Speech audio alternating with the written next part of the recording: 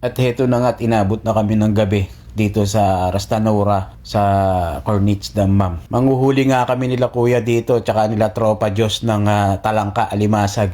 Dahil last year ay marami silang nahuli dito, halos isang balde. At marami din pong nanguhuli dito ng talangka na mga Pilipino. Doon naman sa may kabilang side at kami naman dito sa kabilang side. Kaya lang sa kasamaan palad, wala kaming nahuli. Nagtago yata yung talangka natakot sa amin.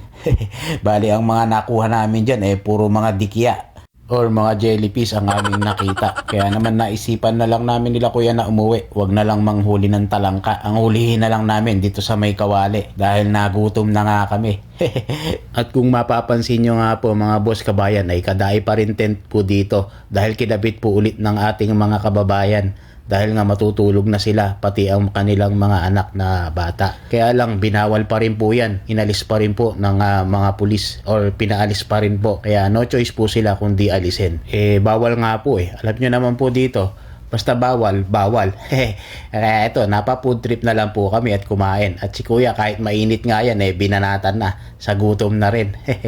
Kaya ito, yung mga ulam namin ay puro bigay lang po yan. Yung tilapiyang malaki na inihaw, bigay po yan. Pansit, pati po yung manok, bigay lang po yan. Bali isa lang po yung niluto namin na ulam. Yung may sabaw po na yan. Na soup number 10 na halo-halo. Kaya ito naman at magsisilapangan na kami. At kahit nga pala pumunta ka dito kung wala kang baon at wala ka talagang dadaling pagkain, okay lang. Marami naman na tayong mga kababayan dito na talagang mababait na nagbibigay ng mga pagkain. At kung matyaga-tyaga ka nga lang, mangisda ka, po pwede rin. Dala ka ng pamilwit mo dahil marami nga tayong mga kababayan dito na mamimilwit. At pagkahuli nga nila sabay ihaw na.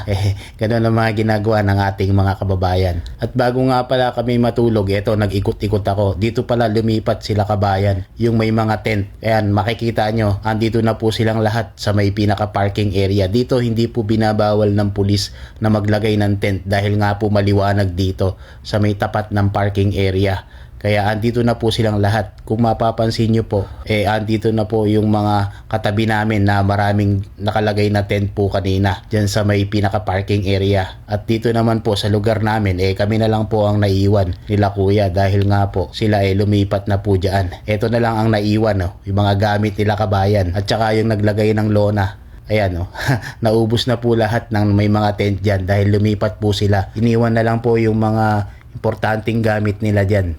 At eto na nga, matutulog na kami nila kuya, kanya-kanya na kaming pwesto. Yun lang, salamat and love you all. Mama, chup chup. See you in my next vlog. Alright.